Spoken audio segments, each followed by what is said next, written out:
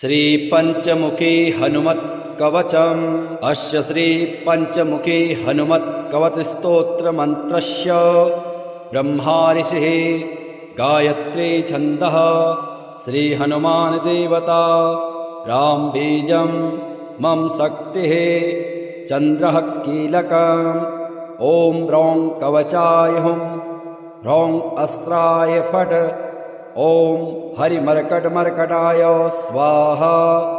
ओम नमो भगवते पंचवदनाय पूर्वकपिमुखाय सकलशत्रुसंहरणाय स्वाहा। ओम नमो भगवते पंचवदनाय दक्षिणमुखाय करालवदनाय नरसिंहाय सकलभूतप्रमथनाय स्वाहा।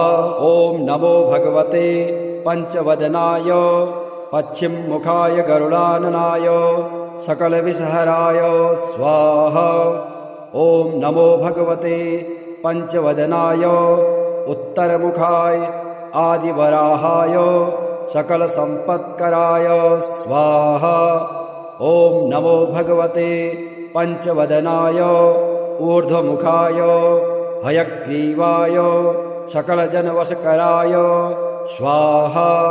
श्री पंचमुखी हनुमत् कवच स्तोत्रस्य श्रीरामचंद्र ऋषिः अनुष्टुप् छन्दः श्रीरामचंद्रो देवता सीता इति बीजं हनुमानीति शक्तिः हनुमत्प्रीत्यर्थे पाठे विनियोगः। ध्यानम् वन्दे वानरनारसिंहखगराट् क्रोडाश्ववक्त्रान्वितं दिव्यालङ्करणं त्रिपञ्चनयनं देदीप्यमानं रुचा। हस्ताब्जैरसिकेटपुस्तकसुधा कुम्भाङ्कुशाद्रिम्हलं खट्वाङ्गं फणिभूरुहं दशभुजं सर्वारिवीरापहम्। श्रीरामदूताय अंजनीयाय वायुपुत्राय महाबलाय सीताशोकनिवारणाय महाबलप्रचण्डाय लङ्कापुरीदहनाय फाल्गुनसखाय कोलाहलसकलब्रह्माण्डविश्वरूपाय सप्तसमुद्रान्तरालङ्घिताय पिङ्गलनयनायामृतविक्रमाय सूर्यबिम्बफलसेवाधिष्ठितपराक्रमाय सञ्जीवन्या अंगद लक्ष्मण महाकपिसैन्यप्राणदात्रे दशग्रीवविध्वंसनाय रामेष्टाय सीतासहित रामचन्द्रवरप्रसादाय षट्प्रयोगागम पंचमुखी हनुमन् मन्त्रजपे विनियोगः। ओम हरिमर्कटमर्कटाय स्वाहा। ओम हरिमर्कटमर्कटाय वं वं वं वं वं वषट् स्वाहा। ओम हरिमर्कटमर्कटाय फं फं फं फं फं फट् स्वाहा। ओम हरिमर्कटमर्कटाय खं खं खं खं खं मारणाय स्वाहा। ओम हरिमर्कटमर्कटाय ठं ठं ठं ठं ठं स्तम्भनाय स्वाहा। ओम हरिमर्कटमर्कटाय डम डम डम डम डम आकर्षणाय सकल संपत्कराय पंचमुखी वीर हनुमते स्वाहा। उच्चाटने ओम ढम ढम ढम ढम ढम कूर्ममूर्तये पंचमुखी हनुमते परयंत्र तंत्रोच्चाटनाय स्वाहा। कम खम गम घम ngम चम छम जम झम यम टम ठम डम ढम णम तम थम दम धम नम पम फम बम भम मम यम रम लम वम शम शम शम हम छम स्वाहा इति दिग्बन्धः। ओम पूर्वकपिमुखाय पंचमुखी हनुमते ठम ठम ठम ठम ठम सकलशत्रुसंहारणाय स्वाहा। ओम दक्षिणमुखाय पंचमुखी हनुमते करालवदनाय नरसिंहाय ह्रां ह्रां ह्रां ह्रां ह्रां सकलभूतप्रेतदमनाय स्वाहा। ओम पश्चिममुखाय गरुडासनाय पंचमुखी वीर हनुमते मम मम मम मम मम सकलविषहराय स्वाहा। ओम उत्तरमुखे आदिवराहाय लं लं लं लं लं नृसिंहाय नीलकण्ठाय पञ्चमुखे हनुमते स्वाहा। ॐ अञ्जनासुताय वायुपुत्राय महाबलाय रामेष्टफाल्गुनसखाय सीताशोकनिवारणाय लक्ष्मणप्राणरक्षकाय कपिसैन्यप्रकाशाय दशग्रीवाभिमानदहनाय श्रीरामचन्द्रवरप्रसादकाय महावीर्याय प्रथम ब्रह्माण्डनायकाय पञ्चमुखे हनुमते भूतप्रेत पिशाच ब्रह्मराक्षस शाकिनी डाकिनी अंतरिक्षग्रह परयंत्र परतंत्र सर्वग्रहोच्चाटनाय सकलशत्रुसंहारणाय पञ्चमुखे हनुमद्वरप्रसादाय सर्वरक्षकाय जं जं जं जं स्वाहा। पठित्वेदं तु कवचं महान्तं कवचं पठेत् एकवारं पठे नित्यं सर्वशत्रुनिवारण द्विवारं तु पठे नित्यं पुत्रपौत्रप्रवर्धनं त्रिवारं पठते नित्यं सर्वसम्पत्करं परं चतुर्वारं पठे नित्यं सर्वमर्त्यवशङ्करं पञ्चवारं पठे नित्यं सर्वरोगनिवारणं षड्वारं तु पठे नित्यं सर्वदेववशीकरं सप्तवारं पठे नित्यं सर्वकामार्थसिद्धिदाम् अष्टवारं पठे नित्यं सर्वसौभाग्यदायकम् नववारं पठे नित्यं सर्वैश्वर्यप्रदायकम् दशवारं पठे नित्यं त्रैलोक्यज्ञानदर्शनम् एकादशं पठे नित्यं सर्वसिद्धिं लभेन्नरः कवचं स्मृतिमात्रेण महालक्ष्मीफलप्रदाम् तस्माच्च प्रयता भाव्यं कार्यं हनुमतः प्रियम्। ॐ शनैश्चरः स्वधाकारी छायाभूसूर्यनन्दनः मार्तण्डजो यमः सौरिः पङ्गुश्च ग्रहनायकः ब्रह्मण्यो क्रूरधर्मज्ञो नीलवर्णो जनाद्युते द्वादशस्तानि नामानि त्रिसन्ध्यं यः पठेन्नरः तस्य पीडां न चैवाहं करिष्यामि न संशयः गोचरे जन्मलग्ने च वाप्स्वन्तर्दशासु च। ॐ अस्य श्री राहुस्तोत्रमहामन्त्रस्य वामदेव ऋषिः अनुष्टुप् छन्दः राहुर्देवता राहुप्रसादसिद्ध्यर्थे पाठे विनियोगः।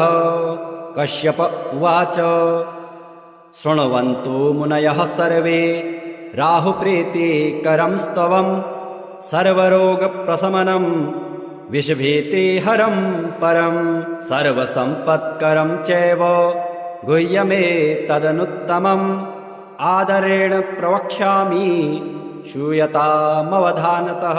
राहु सूर्यरिपुश्चैव विषज्वाले भयाननः सुधांशुवैरिः श्यामात्मा विष्णुचक्राहितो बले भुजगेशस्तीक्ष्णदष्टः क्रूरकर्मा ग्रहाधिपः द्वादशैस्तानि नामानि नित्यं यो नियतः पठेत् जपत्वा तु प्रतिमां रम्यां शीशजां मासु सुस्थितां नीलैर्गन्धाक्षतः पुष्पैः भक्त्या सम्पूज्य यत्नतः विधिना वह्निमादाय दुर्वान्नाज्याहुतिः क्रमात् तन्मन्त्रेणैव जुहुयात् ध्यावदष्टोत्तरं शतम् हुतवैवं भक्तिमान् राहुं प्रार्थयेत् ग्रहनायकं सर्वापद्वे निवृत्त्यर्थं प्राञ्जलिः प्रणतो नरः।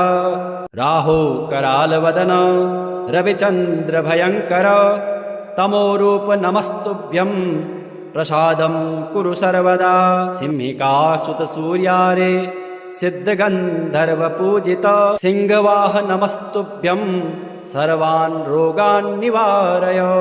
कृपाणफलकाहस्त त्रिशूलिन् वरदायक गरलातिगरलास्य गदान्मे नाशयाखिलान् स्वरभानो सर्पवदन सुधाकर विमर्दन सुरासुरवरस्तुत्य सर्वदा त्वं प्रसीद मे इति सम्प्रार्थितो राहुः दुष्टस्थानगतोऽपि वा सुप्रीतो जायते तस्य सर्वान् रोगान् विनाशयेत् विषान्न जायते भीतिः महारोगस्य का कथा सर्वान् कामान् वाप्नोति नष्टं राज्यमवाप्नुयात् एवं पठेदनुदिनं स्तवराजमेतं मत्यः प्रसन्नहृदयो विजितेन्द्रियो यः आरोग्यमायुरतुलं लभते सुपुत्रान् सर्वे ग्रहा विषमगः सुरप्ति प्रसन्नः ध्यानम् वन्दे वानरनारसिंहखगराट् क्रोडाश्ववक्त्रान्वितं दिव्यालङ्करणं त्रिपञ्चनयनं देदीप्यमानं रुचा हस्ताब्जैरसिकेटपुस्तकसुधा कुम्भाङ्कुशाद्रिम्हलं खट्वाङ्गं फणिभूरुहं दशभुजं सर्वारिवीरापहम्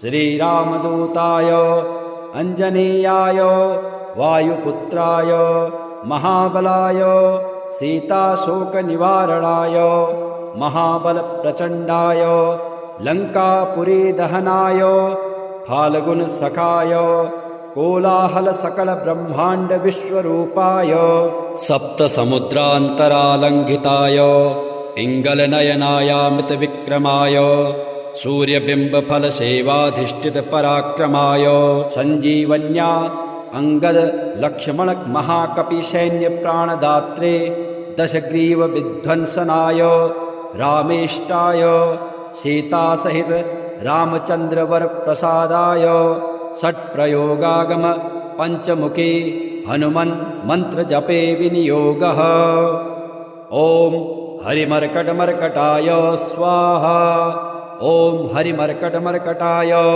वं वं वं वं वं वोषट् स्वाहा ॐ हरिमर्कटमर्कटाय फं फं फं फं फं फट् स्वाहा ॐ हरिमर्कटमर्कटाय खं खं खं खं खं मारणाय स्वाहा ॐ हरिमर्कटमर्कटाय ठं ठं ठं ठं ठं स्तम्भनाय स्वाहा ॐ हरिमर्कटमर्कटाय डं डं डं डं डं आकर्षणाय सकलसम्पत्कराय पञ्चमुखी वीरहनुमते स्वाहा उच्चाटने ॐ ढं ढं ढं ढं ढं कूर्ममूर्तये पञ्चमुखी हनुमते परयन्त्र तन्त्रोच्चाटनाय स्वाहा कं खं गं घं ङं चं छं जं झं यं टं ठं डं ढं णं तं थं दं धं नं पं फं बं भं मं यं रं लं वं शं शं शं हं छं स्वाहा इति दिग्बन्धः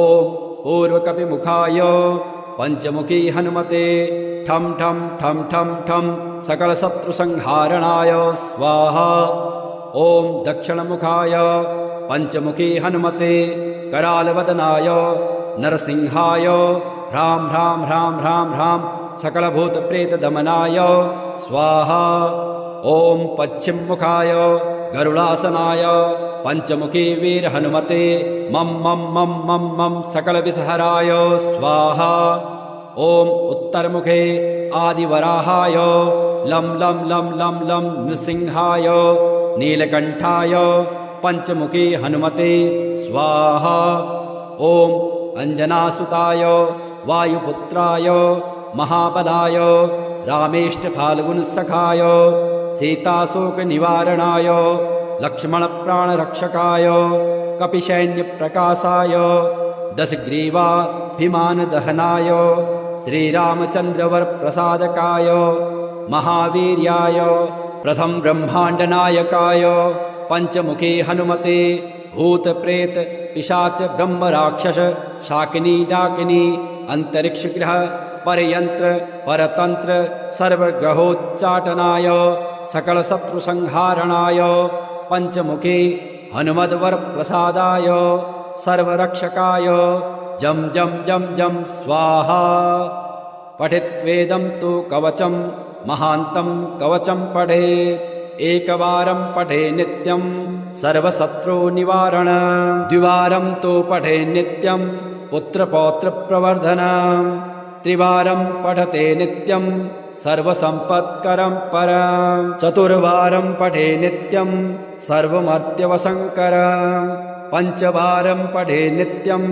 सर्वरोगनिवारणम् षड्वारं तु पठे नित्यं सर्वदेववशीकरम् सप्तवारं पठे नित्यं सर्वकामार्थसिद्धिदाम् अष्टवारं पठे नित्यं सर्वसौभाग्यदायकम् नववारं पठे नित्यं सर्वैश्वर्यप्रदायकम् दशवारं पठे नित्यं त्रैलोक्यज्ञानदर्शनम् एकादशं पठे नित्यं सर्वसिद्धिं लभेन्नरः कवचं स्मृतिमात्रेण महालक्ष्मीफलप्रदाम् तस्माच्च प्रयता भाव्यं कार्यं हनुमतः प्रियम् ॐ शनैश्चरः स्वधाकारे छायाभूसूर्यनन्दनः मार्तण्डजो यमः सौरिः पङ्गुश्च ग्रहनायकः ब्रह्मण्यो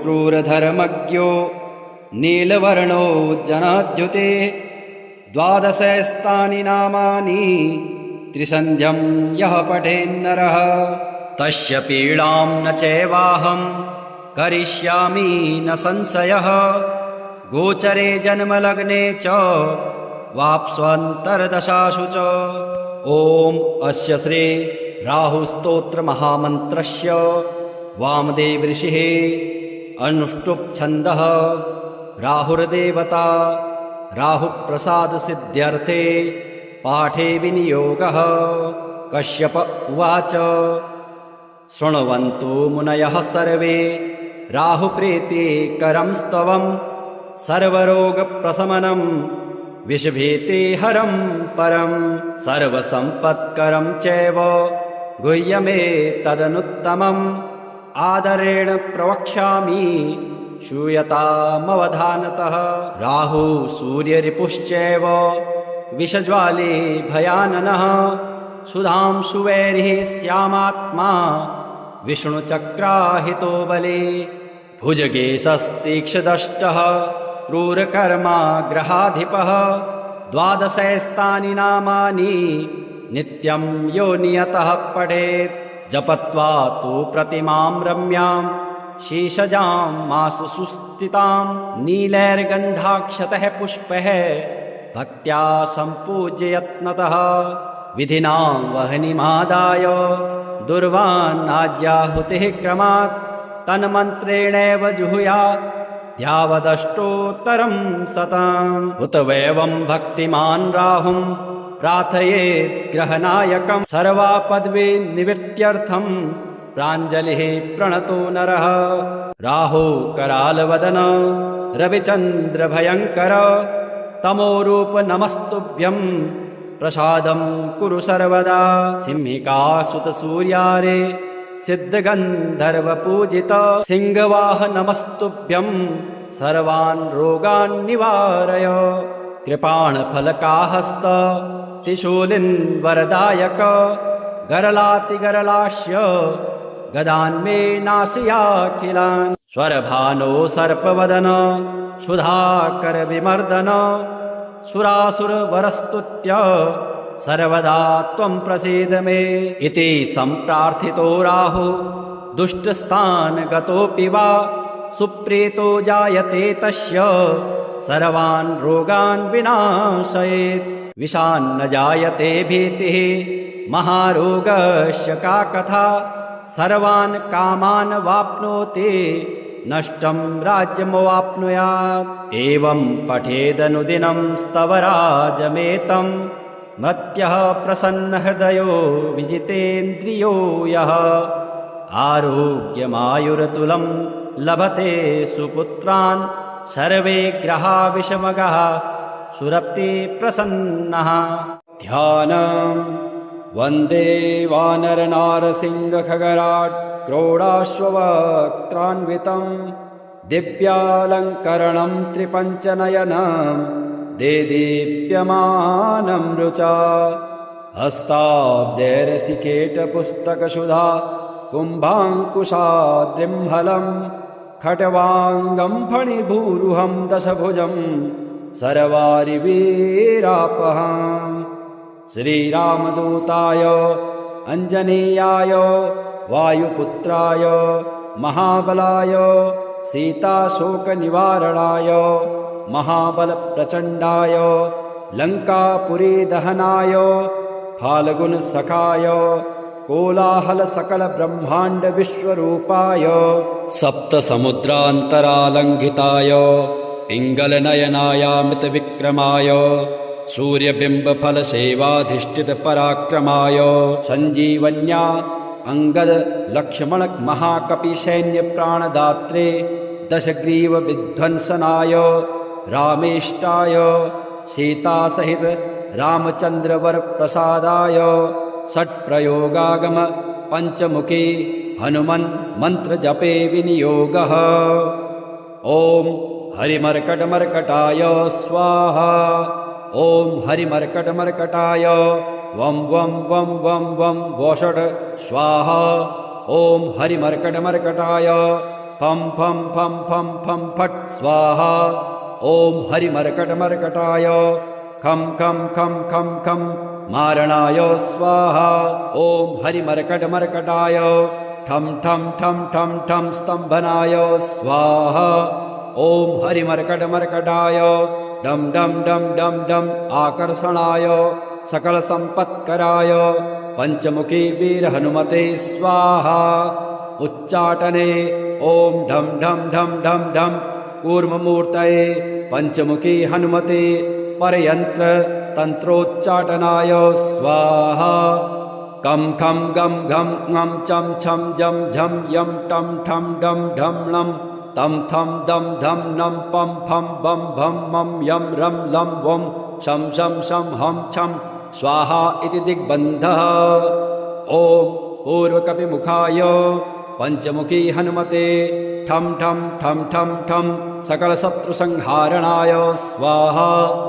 ॐ दक्षिणमुखाय पञ्चमुखी हनुमते करालवदनाय नरसिंहाय ह्रां ह्रां ह्रां ह्रां ह्रां सकलभूतप्रेतदमनाय स्वाहा। ॐ पश्चिममुखाय गरुडासनाय पञ्चमुखी वीरहनुमते मं मं मं मं मं सकलविषहराय स्वाहा। ॐ उत्तरमुखे आदिवराहाय लं लं लं लं लं नृसिंहाय नीलकण्ठाय पञ्चमुखी हनुमते स्वाहा। ॐ अञ्जनासुताय वायुपुत्राय महाबलाय रामेष्टफाल्गुनसखाय सीताशोकनिवारणाय लक्ष्मणप्राणरक्षकाय कपिसैन्यप्रकाशाय दशग्रीवाभिमानदहनाय श्रीरामचन्द्रवरप्रसादकाय महावीर्याय प्रथम ब्रह्माण्डनायकाय पञ्चमुखी हनुमते भूतप्रेत पिशाच ब्रह्मराक्षस शाकिनी डाकिनी अन्तरिक्षग्रह परयन्त्र परतन्त्र सर्वग्रहोच्चाटनाय सकलशत्रुसंहारणाय पञ्चमुखी हनुमद्वरप्रसादाय सर्वरक्षकाय जं जं जं जं स्वाहा।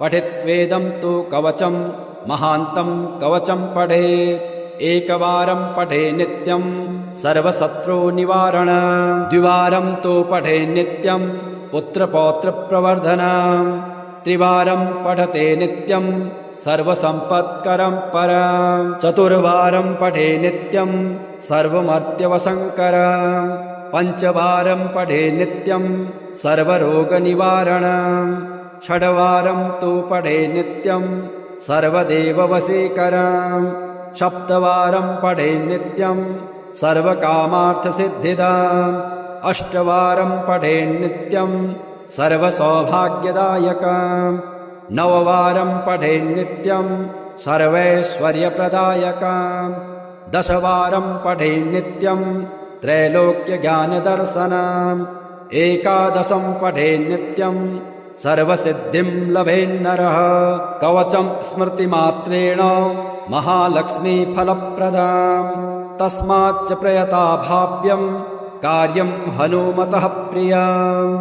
ॐ शनैश्चरः स्वधाकारे छायाभूसूर्यनन्दनः मार्तण्डजो यमः सौरिः पङ्गुश्च ग्रहनायकः ब्रह्मण्यो क्रूरधर्मज्ञो नीलवर्णो जनाद्युते द्वादशस्तानि नामानि त्रिसन्ध्यं यः पठेन्नरः तस्य पीडां न चैवाहं करिष्यामि न संशयः गोचरे जन्मलग्ने च वाप्स्वन्तर्दशासु च। ॐ अस्य श्री राहुस्तोत्रमहामन्त्रस्य वामदेव ऋषिः अनुष्टुप् छन्दः राहुर्देवता राहुप्रसादसिद्ध्यर्थे पाठे विनियोगः। कश्यप उवाच शृण्वन्तु मुनयः सर्वे राहुप्रीतिकरं स्तवं सर्वरोगप्रशमनं विषभीतिहरं परं सर्वसम्पत्करं चैव गुह्यमेतदनुत्तमम् आदरेण प्रवक्ष्यामि श्रूयतामवधानतः। राहु सूर्यरिपुश्चैव विषज्वाले भयाननः सुधांशुवैरिः श्यामात्मा विष्णुचक्राहितो बले भुजगेशस्तीक्ष्णदष्टः क्रूरकर्मा ग्रहाधिपः द्वादशैस्तानि नामानि नित्यं यो नियतः पठेत् जपत्वा तु प्रतिमां रम्यां शीशजां मासु सुस्थितां नीलैर्गन्धाक्षतः पुष्पैः भक्त्या सम्पूज्य यत्नतः विधिना वह्निमादाय दुर्वान्नाज्याहुतिः क्रमात् तन्मन्त्रेणैव जुहुयात् ध्यावदष्टोत्तरं शतम् उत वैवं भक्तिमान् राहुं प्रार्थयेत् ग्रहनायकं सर्वापद्वी निवृत्त्यर्थं प्राञ्जलिः प्रणतो नरः। राहु करालवदन रविचन्द्र भयङ्कर तमोरूप नमस्तुभ्यं प्रसादं कुरु सर्वदा। सिंहिकासुत सूर्यारे सिद्धगन्धर्वपूजित सिंहवाह नमस्तुभ्यं सर्वान् रोगान् निवारय। कृपाणफलकाहस्त त्रिशूलिन् वरदायक गरलातिगरलास्य गदान्मे नाशयाखिलान् स्वरभानो सर्पवदन सुधाकर विमर्दन सुरासुरवरस्तुत्य सर्वदा त्वं प्रसीद मे इति सम्प्रार्थितो राहु दुष्टस्थानगतोऽपि वा सुप्रीतो जायते तस्य सर्वान् रोगान् विनाशयेत्। विषान्न जायते भीतिः महारोगस्य का कथा सर्वान् कामान् वाप्नोति नष्टं राज्यमवाप्नुयात्। एवं पठेदनुदिनं स्तवराजमेतं मत्यः प्रसन्नहृदयो विजितेन्द्रियो यः आरोग्यमायुरतुलं लभते सुपुत्रान् सर्वे ग्रहा विषमगः सुरप्ति प्रसन्नः। ध्यानम् वन्दे वानरनारसिंहखगराट् क्रोडाश्ववक्त्रान्वितं दिव्यालङ्करणं त्रिपञ्चनयनं देदीप्यमानं रुचा हस्ताब्जैरसिकेटपुस्तकसुधा कुम्भाङ्कुशाद्रिम्हलं खट्वाङ्गं फणिभूरुहं दशभुजं सर्वारिवीरापहम्। श्रीरामदूताय अञ्जनेयाय वायुपुत्राय महाबलाय सीताशोकनिवारणाय महाबलप्रचण्डाय लङ्कापुरीदहनाय फाल्गुनसखाय कोलाहलसकलब्रह्माण्डविश्वरूपाय सप्तसमुद्रान्तरालङ्घिताय पिङ्गलनयनायामृतविक्रमाय सूर्यबिम्बफलसेवाधिष्ठितपराक्रमाय सञ्जीवन्या अङ्गदलक्ष्मणमहाकपिसैन्यप्राणदात्रे दशग्रीवविध्वंसनाय रामेष्टाय सीतासहित रामचन्द्रवरप्रसादाय षट्प्रयोगागम पञ्चमुखी हनुमन् मन्त्रजपे विनियोगः। ॐ हरिमर्कटमर्कटाय स्वाहा। ॐ हरिमर्कटमर्कटाय वं वं वं वं वं वषट् स्वाहा। ॐ हरिमर्कटमर्कटाय फं फं फं फं फं फट् स्वाहा। ॐ हरिमर्कटमर्कटाय खं खं खं खं खं मारणाय स्वाहा। ॐ हरिमर्कटमर्कटाय ठं ठं ठं ठं ठं स्तम्भनाय स्वाहा। ॐ हरिमर्कटमर्कटाय डं डं डं डं डं आकर्षणाय सकलसम्पत्कराय पञ्चमुखी वीरहनुमते स्वाहा। उच्चाटने ॐ ढं ढं ढं ढं ढं कूर्ममूर्तये पञ्चमुखी हनुमते परयन्त्र तन्त्रोच्चाटनाय स्वाहा। कं खं गं घं ङं चं छं जं झं यं टं ठं डं ढं णं तं थं दं धं नं पं फं बं भं मं यं रं लं वं शं शं शं हं छं स्वाहा इति दिग्बन्धः। ॐ पूर्वकपिमुखाय पञ्चमुखी हनुमते ठं ठं ठं ठं ठं सकलशत्रुसंहारणाय स्वाहा। ॐ दक्षिणमुखाय पञ्चमुखी हनुमते करालवदनाय नरसिंहाय ह्रां ह्रां ह्रां ह्रां ह्रां सकलभूतप्रेतदमनाय स्वाहा। ॐ पश्चिममुखाय गरुडासनाय पञ्चमुखी वीरहनुमते मं मं मं मं मं सकलविषहराय स्वाहा। ॐ उत्तरमुखे आदिवराहाय लं लं लं लं लं नृसिंहाय नीलकण्ठाय पञ्चमुखी हनुमते स्वाहा। ॐ अञ्जनासुताय वायुपुत्राय महाबलाय रामेष्टफाल्गुनसखाय सीताशोकनिवारणाय लक्ष्मणप्राणरक्षकाय कपिसैन्यप्रकाशाय दशग्रीवाभिमानदहनाय श्रीरामचन्द्रवरप्रसादकाय महावीर्याय प्रथम ब्रह्माण्डनायकाय पञ्चमुखी हनुमते भूतप्रेत पिशाच ब्रह्मराक्षस शाकिनी डाकिनी अन्तरिक्षग्रह परयन्त्र परतन्त्र सर्वग्रहोच्चाटनाय सकलशत्रुसंहारणाय पञ्चमुखी हनुमद्वरप्रसादाय सर्वरक्षकाय जं जं जं जं स्वाहा।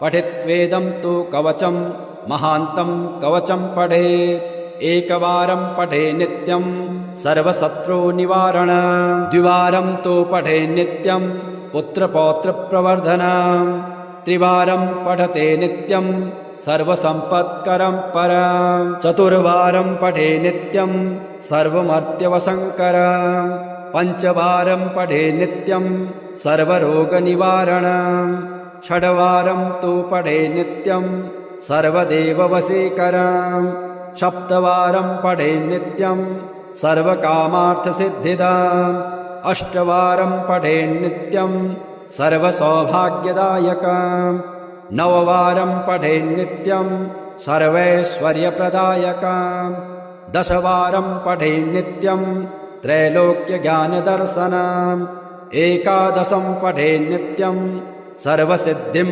लभेन्नरः कवचं स्मृतिमात्रेण महालक्ष्मीफलप्रदाम् तस्माच्च प्रयता भाव्यं कार्यं हनुमतः प्रियम्। ॐ शनैश्चरः स्वधाकारे छायाभूः सूर्यनन्दनः मार्तण्डजो यमः सौरिः पङ्गुश्च ग्रहनायकः ब्रह्मण्यो क्रूरधर्मज्ञो नीलवर्णो जनाद्युते द्वादशस्तानि नामानि त्रिसन्ध्यं यः पठेन्नरः तस्य पीडां न चैवाहं करिष्यामि न संशयः गोचरे जन्मलग्ने च वाप्स्वन्तर्दशासु च।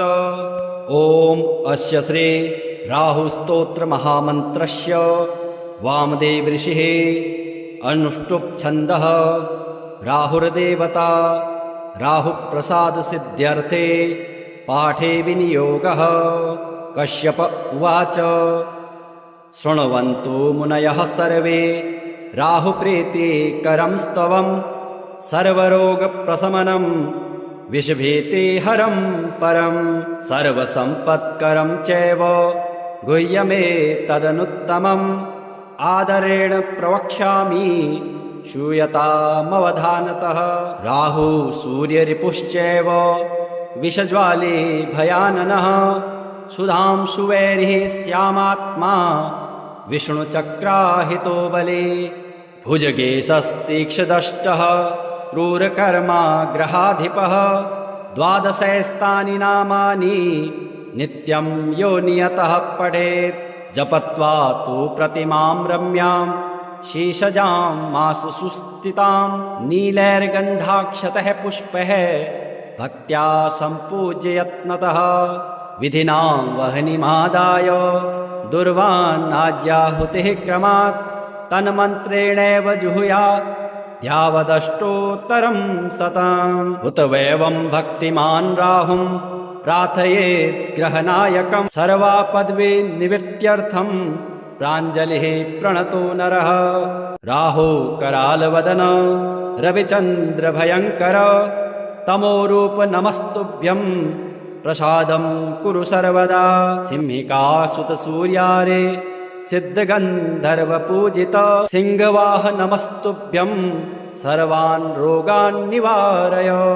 कृपाणफलकाहस्त त्रिशूलिन् वरदायक गरलातिगरलास्य गदान्मे नाशयाखिलान्। स्वरभानो सर्पवदन सुधाकर विमर्दन सुरासुरवरस्तुत्य सर्वदा त्वं प्रसीद मे इति सम्प्रार्थितो राहु दुष्टस्थानगतोऽपि वा सुप्रीतो जायते तस्य सर्वान् रोगान् विनाशयेत्।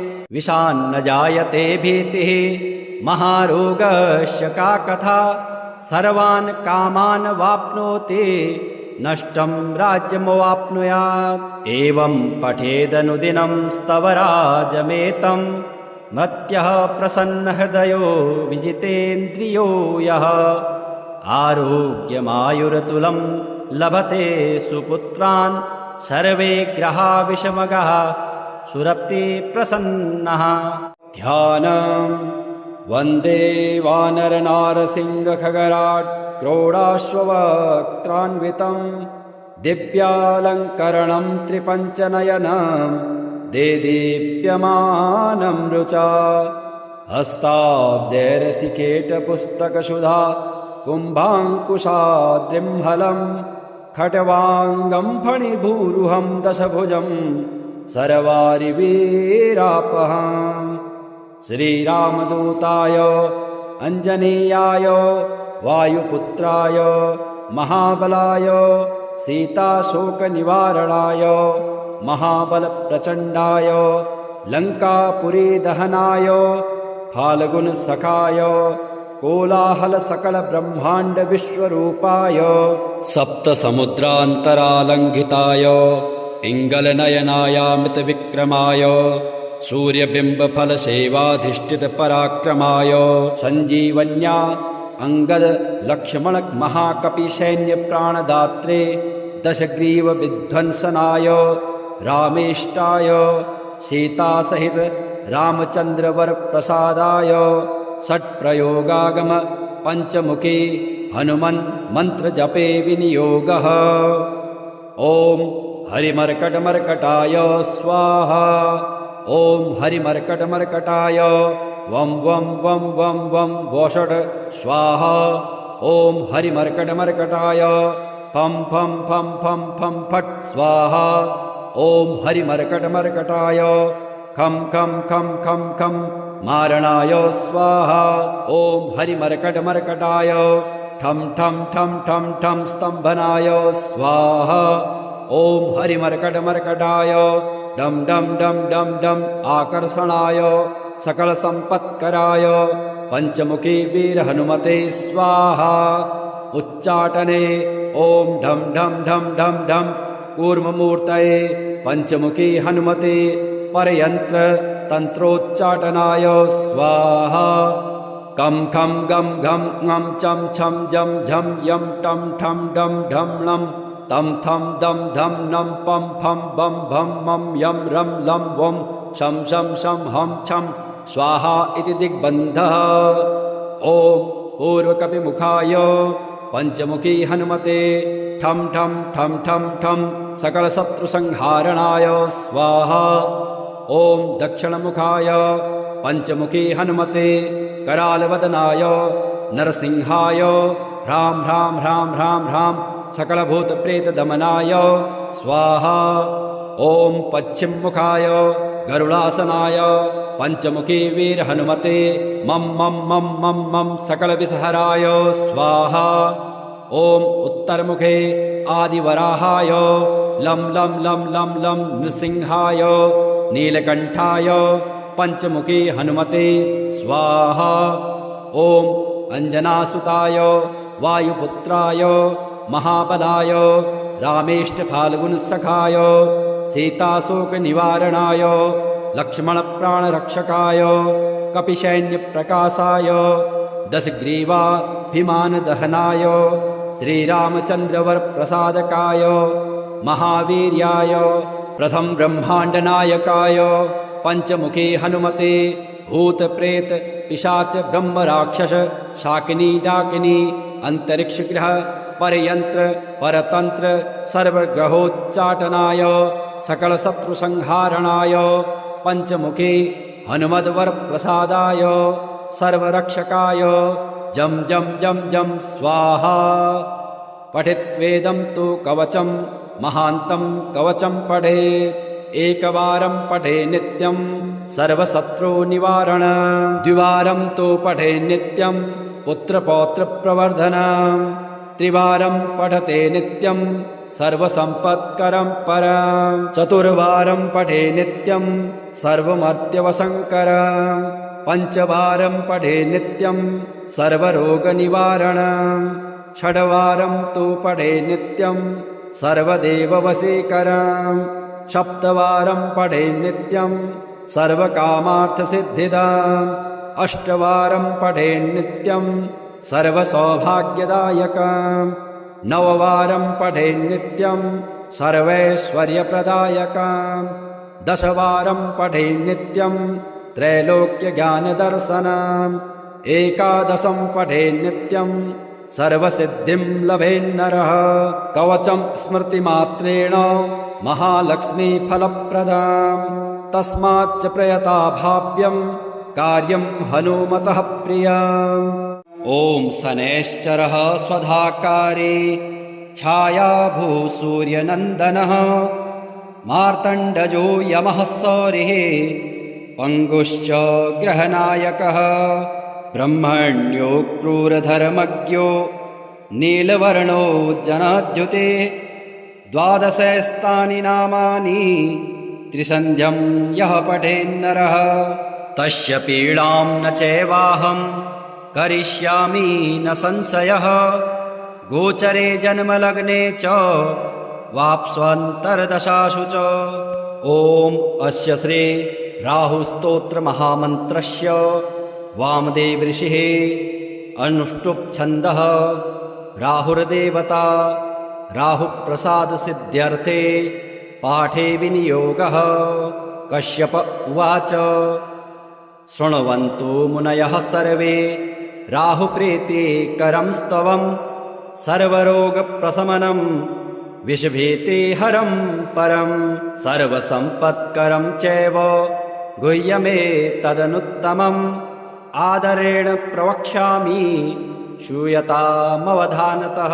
राहु सूर्यरिपुश्चैव विषज्वाले भयाननः सुधांशुवैरिः श्यामात्मा विष्णुचक्राहितो बले भुजगेशस्तीक्ष्णदष्टः क्रूरकर्मा ग्रहाधिपः द्वादशैस्तानि नामानि नित्यं यो नियतः पठेत् जपत्वा तु प्रतिमां रम्यां शीशजां मासु सुस्थितां नीलैर्गन्धाक्षतः पुष्पैः भक्त्या सम्पूज्य यत्नतः विधिना वह्निमादाय दुर्वान् आज्याहुतिः क्रमात् तन्मन्त्रेणैव जुहुयात् यावदष्टोत्तरं शतम्। उत वैवं भक्तिमान् राहुं प्रार्थयेत् ग्रहनायकं सर्वापद्वी निवृत्त्यर्थं प्राञ्जलिः प्रणतो नरः।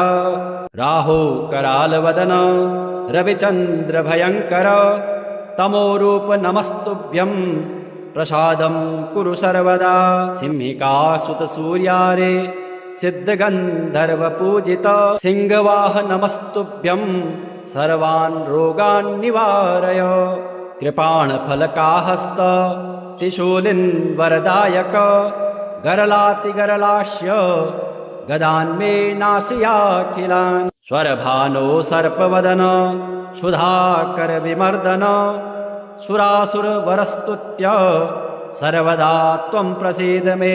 इति सम्प्रार्थितो राहु दुष्टस्थानगतोऽपि वा सुप्रीतो जायते तस्य सर्वान् रोगान् विनाशयेत्। विषान्न जायते भीतिः महारोगस्य का कथा सर्वान् कामान् वाप्नोति नष्टं राज्यमवाप्नुयात्। एवं पठेदनुदिनं स्तवराजमेतं मत्यः प्रसन्नहृदयो विजितेन्द्रियो यः आरोग्यमायुरतुलं लभते सुपुत्रान् सर्वे ग्रहा विषमगः सुरप्ति प्रसन्नः।